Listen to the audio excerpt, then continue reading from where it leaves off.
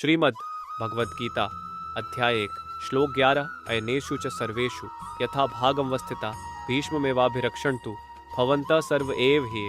माँ 1-11। अनुवाद: आप सभी अपने अपने मोर्चों पर स्थिर रहते हुए हर ओर से भीष्म की पूरी तरह से रक्षा करें। कहानी: इस श्लोक में दुर्योधन अपने सेना नायकों को निर्देश दे रहा है कि वे अपने अपने मोर्चों पर टिके रहें और भीष्म पितामह की हर ओर से रक्षा करें।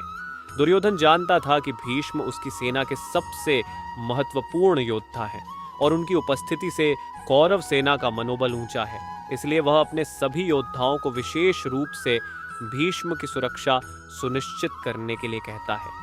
भीष्म पितामह का जीवित और सुरक्षित रहना दुर्योधन की जीत की योजना का मुख्य हिस्सा था। कहानी की शिक्षा: यह श्लोक हमें सिखाता है कि किसी भी संघर्ष या प्रयास में हमारी सबसे महत्वपूर्ण ताकत की सुरक्षा और संरक्षण आवश्यक है। हमें उन स्तंभों को बनाए रखना चाहिए जो हमारे प्रयासों की सफलता के लिए केंद्रीय होते हैं।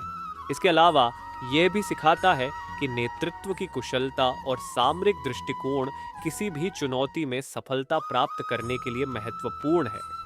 Meaning in English: all of you stationed in your respective positions must give full protection to Bhishma from all sides.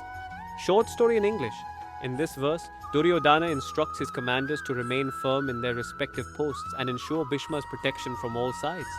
He knew that Bhishma was the most crucial warrior in his army, and his presence greatly boosted the morale of the Kauravas. Thus, Duryodhana emphasized the need to safeguard Bhishma, as his survival was vital to the Kauravas' strategy for winning the battle. Moral in English: this shlok teaches us the importance of protecting and safeguarding our most valuable assets in any struggle or endeavor.